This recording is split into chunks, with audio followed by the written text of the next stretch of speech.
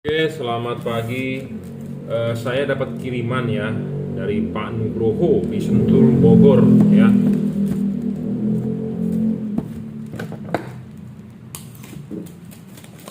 Jadi LED ini katanya mau diservis, katanya nggak terang atau fokusnya nggak bener untuk setir kiri atau setir kanan ya. Nah, kita akan cek ya apakah bisa atau tidak.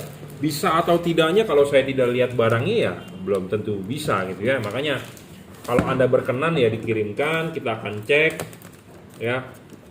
Kalau bisa, kalau nggak bisa ya kita ngomong apa adanya ya. Saya juga tidak mematok harga berapa, kadang-kadang gratis kita kasih. Kalau memang kita bisa bantu ya kita bantu ya, intinya seperti itu. Tapi ya jangan juga terlalu banyak berharap, karena banyak LED di pasaran ya, yang Anda mau oprek, mau utak-atik gimana pun nggak bakal bisa fokus. Ada juga orang bilang, Pak kurang terang, mau diterangin gimana, mau di-upgrade ya belum tentu bisa juga gitu ya, macam-macam. Jadi untuk kepastiannya saya juga nggak bisa menjanjikan gitu ya. Nah kalau belum lihat barangnya, jangan bertanya dulu harganya berapa ya. Kadang-kadang saya juga tidak mencas itu ya. Intinya saya bisa bantu Anda. Memang kalau hal-hal sepele ya kita nggak usah ngecas juga, istilahnya nggak apa-apa gitu. Ngecas itu dalam artinya Anda nggak usah bayar, nggak apa-apa. Tapi kalau memang saya bisa gitu ya. Nah bisa atau tidaknya kan saya harus ngecek ya. Karena banyak LED di pasaran yang nggak jelas ya. Jangan hanya gara-gara tergiur harga murah Anda beli, tapi kenyataannya nggak bagus ya. Jadi Anda beli berkali-kali nggak ada yang bagus. Lebih baik Anda beli keluar duit satu mahal, tapi Anda punya satu pakai enak lama gitu, dibandingkan Anda beli yang murah-murah Anda coba-coba jadi banyak juga sampahnya, seperti itu ya. Tapi terserah sih, kembali lagi ke Anda, karena kan itu uang Anda ya. Enaknya bagaimana ya Anda atur aja.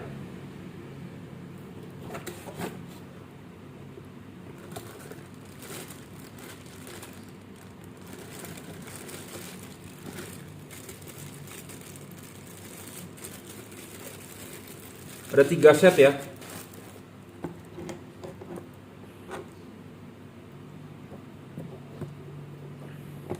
LED-nya COB nih, jadi keluarga dari KC6 gitu, tapi ini lebih high quality lah ya. COB, chip on board, wattnya gede ini, tapi terangnya nggak, kurang terang karena COB itu kan boros ya, panas.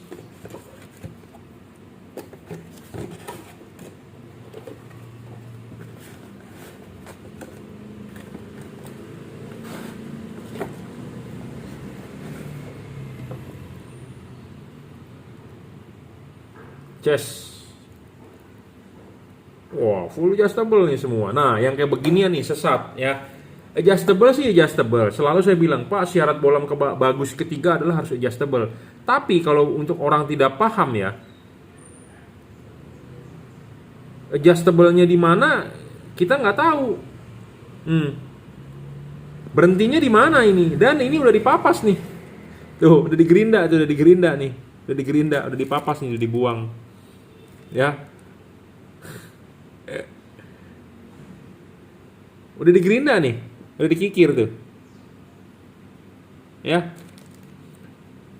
Nah, kalau payung seperti begini ya, saya ngomong jujur terus terang. Ya, bohlam itu bisa fokusnya bisa bagus, cut off-nya bisa bagus. Itu kalau ada payungnya bagus. Karena reflektor halogen itu ya, bawaan mobil kan namanya reflektor halogen. Bukan proyektor ya, reflektor halogen.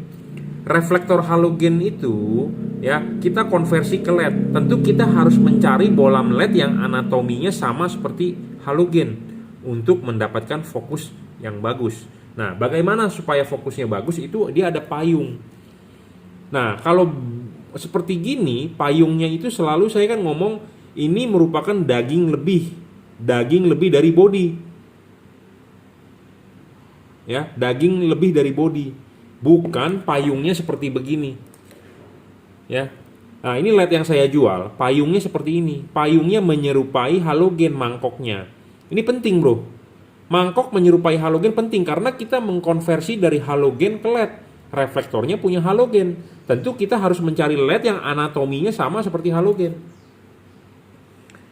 Saya menjual LED juga saya mencari supplier. Mana sih supplier yang menjual barang yang istilahnya memenuhi syarat saya sebagai bolam bagus gitu ya. Penting bro, karena produk buatan Cungko itu siapapun bisa jual. Di online shop siapapun bisa import ya.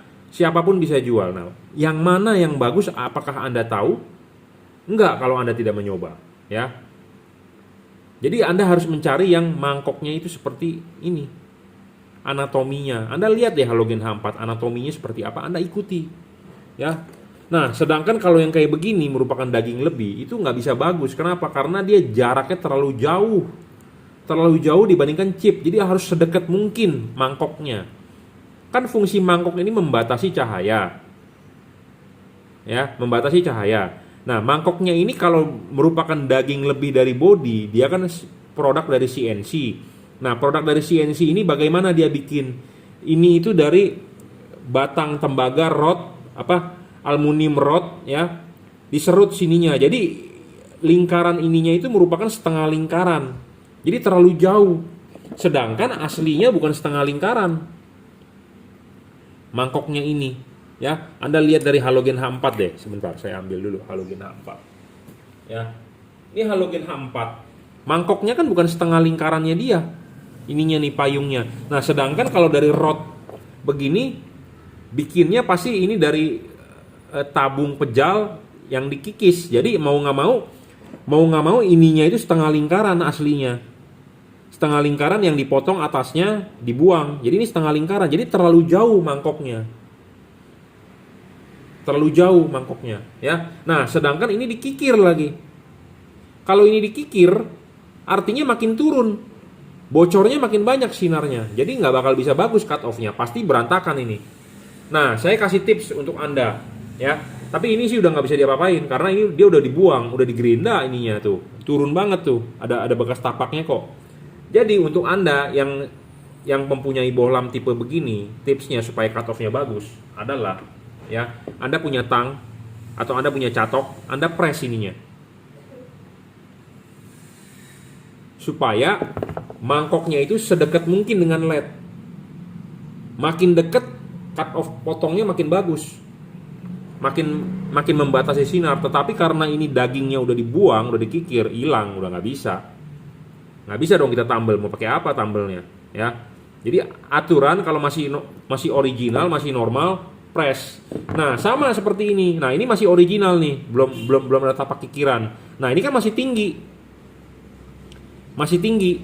Nah, masih tinggi itu sebenarnya Anda press. Press supaya lebih dekat. Nah, ini yang tipe COB begini juga cut off nggak bakal bisa bagus. Kenapa? Karena chipnya terlalu lebar. Chipnya terlalu lebar. Sedangkan filamen asli halogen H4 itu filamennya kecil. Filamen halogen H4 itu kecil kayak jarum. Kecil, sumber cahayanya kecil. Nah, sedangkan kenapa COB ini saya tidak rekomend dan saya juga tidak mau jual dan saya tidak merekomendkan Anda untuk beli. Dia itu terlalu lebar chipnya, jadi glare-nya banyak. Ya, terlalu lebar ininya chipnya. Jadi kalau Anda press gimana pun tetap tidak bisa karena dia lebar chipnya, ya. Makanya kenapa saya tidak rekomendasi Anda beli XHP 70 di sorotan samping. Kenapa saya rekomendasi XHP 50? Karena maksimal lebar chip itu 0,5 itu udah boleh dibilang oke. Lebih dari itu glare-nya banyak. Karena kita menjual LED ya, bukan hanya terang, faktor terang, tapi harus faktor fokus. Ya, fokus ini dalam arti cut off-nya harus bagus dan sinar harus napak di jalan. Ya.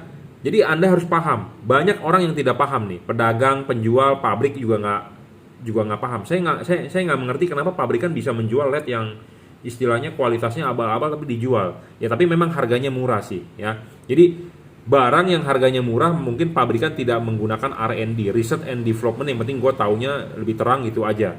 Dan marketnya di Indonesia banyak sekali orang yang seperti itu, karena ciri dari orang Indonesia adalah ingin murah, ingin bagus, ingin awet, ingin terang, ya seperti itu. Makanya Indonesia menjadi sasaran empuk. Ya, jadi ini chipnya terlalu lebar. Ya, jadi ini juga nggak bisa fokus menurut saya. Terlalu lebar bro chipnya, ya terlalu gede. Nah, kalau ini udah keburu dipapas, tapi kalau ini belum keburu dipapas, buat Anda yang mempunyai tipe begini, Anda tinggal jepit. Jepit supaya mangkoknya itu menciut lebih dekat ke chip. Ya. Nah, ini juga sebenarnya bisa dijepit, tetapi karena dia chipnya lebar percuma, moyung, jadinya nggak ada guna, gitu ya. Nah, jeleknya lagi ya, selalu saya bilang kan syarat bolam ketiga bagus adalah adjustable. Nah, ini adjustable, betul. Tapi adjustable-nya tidak ada titik mentoknya. Putar-putar terus. Jadi Anda nggak tahu nih mentoknya di mana. Untuk orang awam pasti nggak mengerti dan tidak ada panduannya. Jadi tidak tahu mentoknya di mana. Arahnya kemana? Jam 11, jam 12, jam 1, jam 2. Ya, seperti itu. Jadi banyak orang nggak paham nih, karena dia 360 derajat diputar terus bisa. Ini juga 360 derajat diputar terus bisa. Jadi nanti Anda pasang di mobil, pasangnya begini. Banyak orang yang nggak paham nih, ya. Nah, kita praktekin langsung di reflektor. Nah, ini reflektor. Anda pasang ya. Ini kan dilepas dulu. Selalu saya ngomong gitu. Ini dilepas dulu. Masukin ke sini, ya. Udah masuk, ikat. Nah, bola masuk. Nah, ini di mana nih? Begini. Nggak ada titik mentoknya. Ya. Untuk Anda orang yang awam nggak mengerti pasangnya begini, nggak jelas. Ya.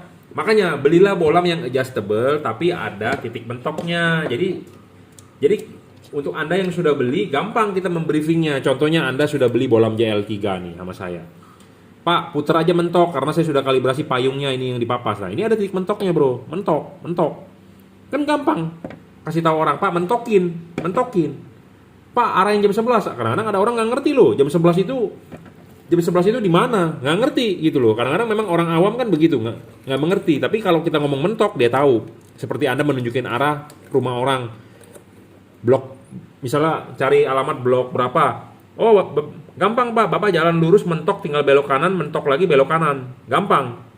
Ya. Jadi istilahnya harus dipermudah. Ada kata-kata mentok. Nah, kalau ini tidak ada kata-kata mentok. Jadi mentoknya di mana? Masangnya di mana? Susah. Ya, ini juga nggak ada titik mentok nih. Jadi kalau dipasang ininya dulu dilepas. Pasang, ya. Pasang, kunci. Bolam LED masuk. Nah, bolam LED masuk, ini mau putar kemana arahnya? Begini, terlalu bebas, nggak ada mentoknya. Jadi untuk orang awam agak ribet untuk men-setting ini, ya. 360 derajat diputar tapi tidak ada mentoknya. Ya. Jadi makanya bolam bagus, selalu saya ngomong syarat ketiga bagusnya di mana? Ketiga tapi harus ada panduannya, mentoknya. Kalau ini kan tidak ada panduan mentoknya, diputar segala macam. Untuk Anda orang awam nggak tahu nih arahnya kemana. Ya, seperti itu.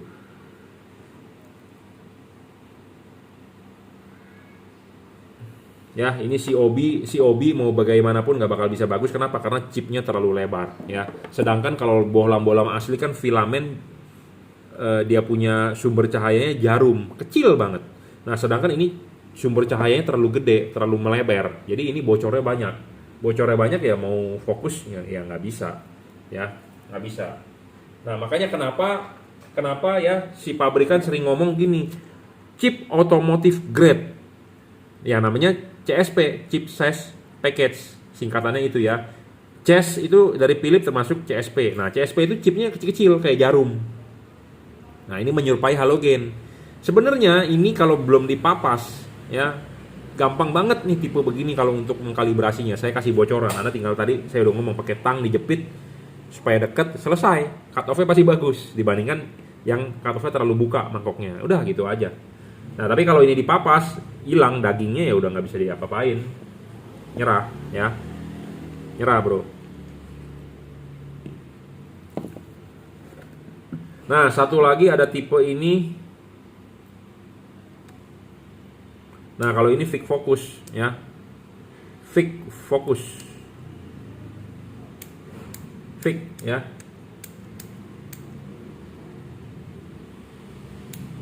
Nggak bisa diapain ini ya. Nah, penting ya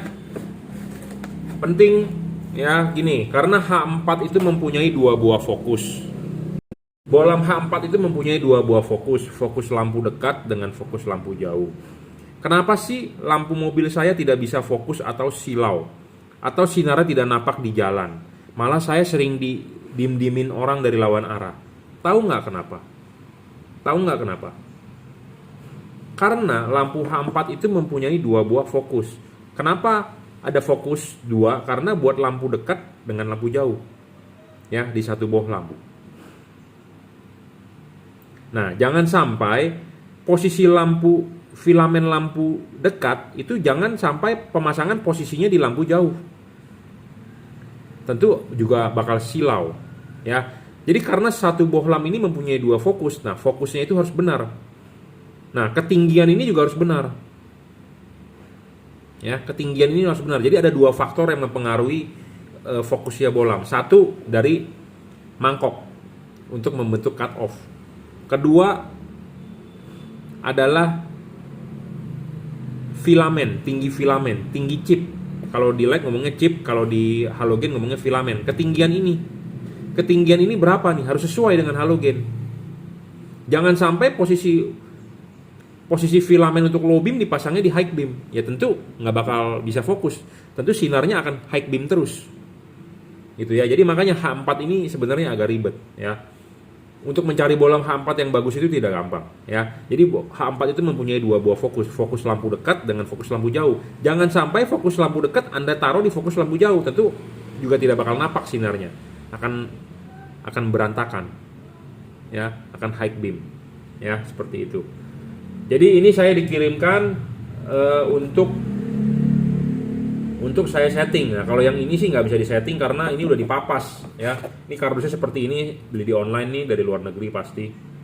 Nah, ini kodenya H4 CSP 4300 Kelvin, 16.000 lumen. Nah, Anda kalau percaya dengan kata-kata ini 16.000 lumen, sekarang kalau Anda sebagai pembeli Anda percaya kata-kata 16.000 lumen, apakah bisa ya Anda membuktikan 16.000 lumen ini? Si penjual juga membuktikan 16.000 lumen ini bagaimana caranya ya. Jadi buat Anda yang beli lampu LED calon pembeli, jangan percaya dengan kata-kata 16.000 lumen ya, atau 20.000 lumen, 50.000 lumen, karena ini bisa aja ditulis segede-gedenya ya. Karena namanya pedagang atau namanya pabrikan pasti dia akan nulis segede-gedenya supaya Anda beli ya, seperti itu. Nah, kita akan ukur real wattnya berapa. Ini pasti beli di online ya. Anda kalau yang kardusnya seperti ini nih, barangnya seperti ini. Nah, kita akan coba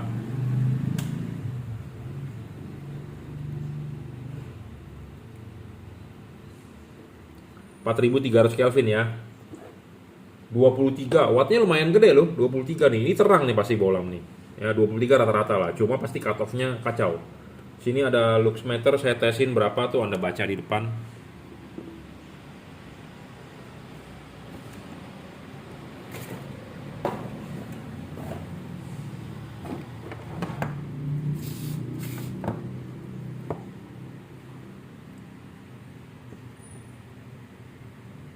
(2000 ya. 1.400. Oh, 2000. 2.300-an ya maksimum. 2.300-an maksimum luxnya. Ya. LCD dari itu saya menghitam ya, jadi bukannya sengaja saya hitamkan, tapi saya tidak mau buat bermain curang, tapi untuk mengetahui aja. Ini 2.300 lux kira-kira, 2.200 2.300 lux ya. Bohlam ini. Jadi buat Anda yang mau beli bohlam ini sih lumayan terang nih bohlamnya, 2.300 lux. Warnanya putih ke kuning lagi, tapi yang jadi masalah adalah pasti silau ya, pasti silau.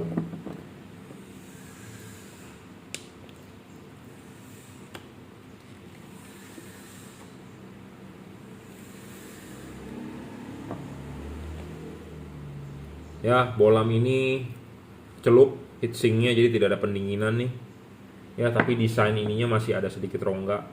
Jadi kalau Anda beli LED yang kayak begini ya, mendem, ininya terbungkus oleh karet ya, jadi tidak ada pendinginan. Jadi LED ini, si kipas ini berputar, angin nggak bakal bisa tembus tuh, tertutup semua oleh karet ya, tertutup oleh karet. Nah, kalau tertutup oleh karet begini berarti LED ini nggak bagus bro soal pendinginan ya.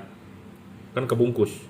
Kipas berputar, angin mau tembus kemana, ya, terbungkus oleh karet, ya. Jadi LED seperti ini pendinginannya kurang oke, ya. Karena kan LED ini masuk ke dalam, udah nggak ada celah untuk angin keluar, tuh, ya. Hanya sedikit nih, sedikit karena di sininya ada rongga, tapi sih di sini nggak mungkin ya bisa keluar angin. Kenapa? Karena kan kipasnya aja sudah setengah, jadi intinya buntu nih di sininya, ya. Jadi ini desain pendinginannya nggak ada.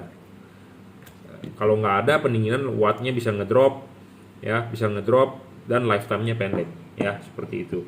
Nah, kalau yang ini juga sama, kelihatannya mendem nih.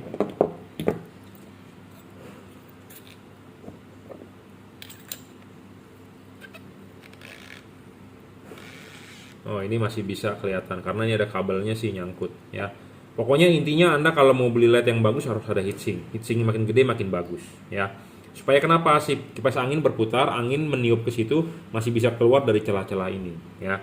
Kalau LED yang tidak ada heatsink, sebenarnya sih ini nggak ada heatsink, tetapi karena ini bilah-bilah begini, jadi ini nggak boleh tercover nih, gitu ya. Kalau tercover begini, kipas angin berputar, angin nggak bisa tembus, ya, nggak bisa tembus. Jadi kalau bisa belilah yang ada heatsink. Jadi ada bagian sendiri-sendiri. Ini heatsink sirip, ini kipas. Jadi waktu dipasang karet ini terbungkus, masih ada celah, ya, masih ada celah. Jadi buat pendinginan. Nah, seperti ini nih.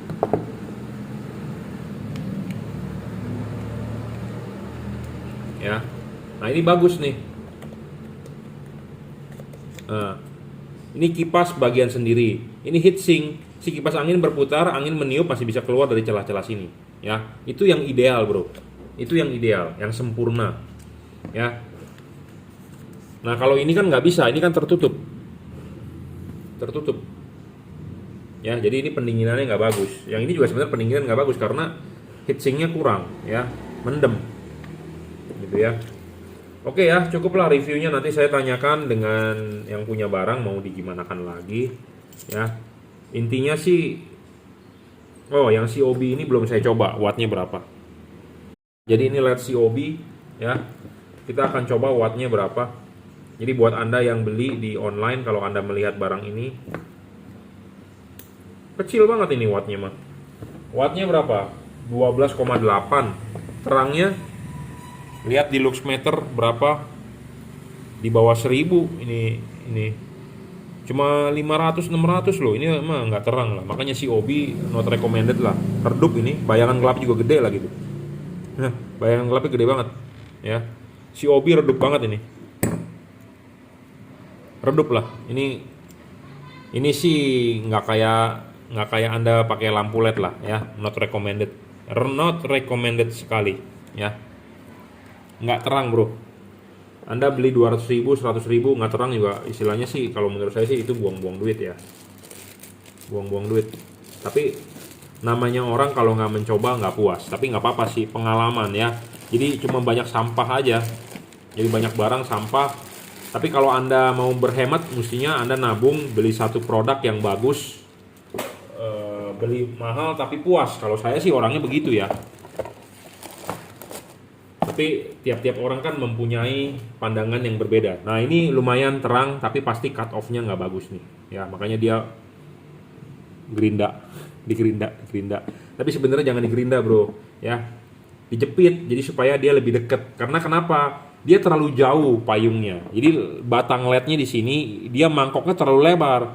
Sedangkan supaya cut off bagus, mangkoknya ini harus sedekat mungkin dengan LED. Karena itu kan merupakan garis potong. Ya, garis potong. Ya, kenapa sih LED bolam H4 ada payung? Karena itu buat motong, buat membatasi cahaya. Nah, ini batangnya dia terlalu mekar. Kenapa? Karena terlalu mekar itu karena dia desain batangnya ini, ya, aslinya itu adalah dari rod, dari batang pejal begini, ya, yang dipapas pakai mesin CNC, di milling atau apa namanya, digerus dibikin.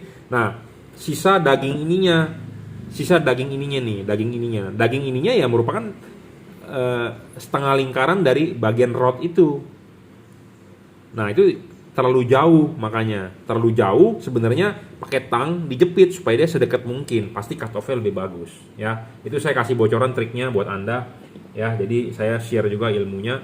Tapi kalau bisa, ya, jangan beli LED yang menggunakan menggunakan daging lebih dari bodi aluminium ya. Dari LED yang ada mangkoknya sendiri. Anda lihat Philips deh, Anda lihat Osram deh ya. Pasti begini payungnya ya. Makanya Philips Osram ada orang bilang cut off-nya bagus, tapi kalau soal terang payah ya. Begini, cari yang begini ya. Cari yang begini. Nah, carilah yang begini ya mangkoknya. Itu pasti hasilnya akan mantap ya. Dan soal teknologi pendinginan ini adalah generasi pertama, sistemnya jepit. Jadi bodi aluminium, PCB-nya dijepit. Jadi bodi aluminium, PCB dijepit. Ini PCB LED dijepit.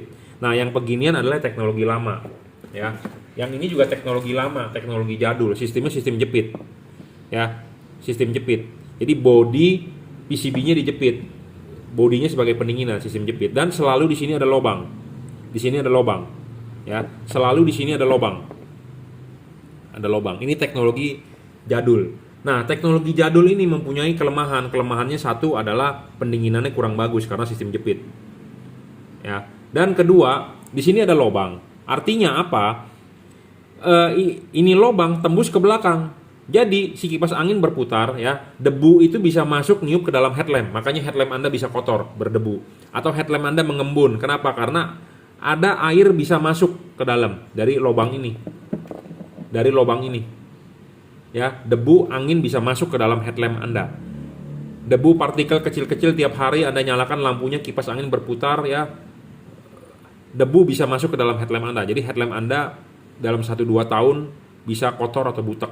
Ya, ini adalah teknologi pendinginan jadul. Nah, teknologi pendinginan LED yang terbaru adalah menggunakan batang. Di tengahnya ini ada batang tembaga, single cooper, double cooper, single heat pipe, double heat pipe. Philips Osram single cooper. Ini sudah double cooper. Jadi dia tidak ada lubang di sini. Tidak ada lubang. Jadi benar-benar kipas angin berputar, angin tersebut akan keluar di celah-celah sini, tidak bisa masuk ke dalam. Karena ini kan ada di ruangan mesin Anda, ini ada di dalam headlamp Anda. Jadi benar-benar istilahnya lu gua, tidak ada hubungan pertukaran udara. Ya. Nah, sedangkan LED seperti ini bisa ada hubungan pertukaran udara. Ya, ini bagian di sini adalah bagian di dalam headlamp, ini bagian yang di ruangan mesin. Kipas angin berputar ini karena ini tertutup ya, si angin itu bisa bocor masuk melalui sini. Keluar ke dalam headlamp Anda, jadi debu, air bisa masuk. Ya, hati-hati. Nah, solusinya bagaimana? Di sealant, tapi Anda tidak bisa memakai sealant sembarangan. Karena kalau pas pada saat nyala, panas, sealant itu akan menguap. Uapnya itu akan merusak reflektor krom Anda. Ya, terutama sealant asam. Ya, panas, uap sealant itu akan merusak kroman reflektor Anda. Ya, kroman reflektor Anda warnanya menjadi coklat, kuning, kromannya habis. Ya, hati-hati. Jadi ini Anda sealant, solusinya Anda sealant. Nah, pas pada saat nyala panas, sealantnya itu akan menguap di dalam rumah fog lamp di rumah headlamp Anda, kromannya yang bagian mengkilapnya itu akan hangus, akan hilang. Ya, hati-hati. Ya, ada yang mengikuti saran saya di sealant dan dia mereport ke saya, "Pak, udah saya sealant, tapi kenapa ya saya udah 2 bulan pakai kromannya kok jadi botak?" Nah, itu karena uap sealant ini kan panas. Ini sealant, jadi sealantnya itu menguap lah istilahnya. Uapnya itu di dalam rumah lampu, mengandung asam. Wah, udah kromannya botak. Ya, hati-hati buat Anda. Makanya LED yang begini sudah saya tidak rekomendasikan. LED generasi pertama. Sekarang sudah generasi kedua, generasi ketiga. Anda belilah LED yang udah terbaru lah. Sama seperti Anda beli handphone. Sekarang sih sudah berapa sih? Helio G berapa? 80 ya, atau Snapdragon 760 atau berapa tuh prosesornya ya, udah octa-core, udah tinggi-tinggi. Tentu Anda beli yang speknya yang tinggi lah, jangan beli handphone yang udah speknya udah rendah. Masa Anda masih beli zaman sekarang ya? Kalau Anda beli iPhone, masa Anda masih beli iPhone 6? Sekarang udah iPhone berapa? iPhone 12 ya. Ya, intinya seperti itu. Jadi belilah yang teknologi terkini, jangan Anda beli LED teknologi lama. Teknologi lama gini LED pasti murah ya. Teknologi LED yang teknologi terkini pasti lebih mahal ya, karena teknologinya, speknya lebih tinggi. Ya, cukup ya reviewnya. Nanti mau digimanakan, bisa atau tidaknya ya harus dicoba, dicek. Saya tidak mencas juga, kadang-kadang kalau bisa ya saya tinggal jepitin aja pakai tang, ya gratis lah. Tapi kan ilmunya itu yang penting ya, know how ya. Seperti Anda punya terigu, semua orang punya terigu. Bagaimana caranya bisa terigu tersebut dibuat menjadi roti yang enak ya. Terigunya mah sama, tapi bagaimana cara membuat rotinya menjadi enak kan itu kan harus ada ilmunya di situ, harus ada know how ya, know how. Ingat itu, know how ya. Terigu ini mah murah. Terigu segitiga biru berapa? Tapi si A, si B, si C. Bagaimana si A bisa membuat roti itu menjadi kenyal? Bagaimana si B itu bisa membuat roti menjadi tahan lama? Bagaimana membuat si C itu roti menjadi lembek? Ya, itu kan know-how-nya. Padahal bahannya sama terigu. Nah, ini bahannya sama LED-nya. Tapi bagaimana kita membuat LED ini menjadi cut off-nya bagus? Itu kan caranya sebenarnya kalau Anda tahu caranya mah gampang gitu ya. Tapi bagi orang awam, bagi orang yang nggak mengerti setengah mati kan dia. Ya, seperti itu. Oke. Cukup lah ya. Nanti kita lanjut lagi.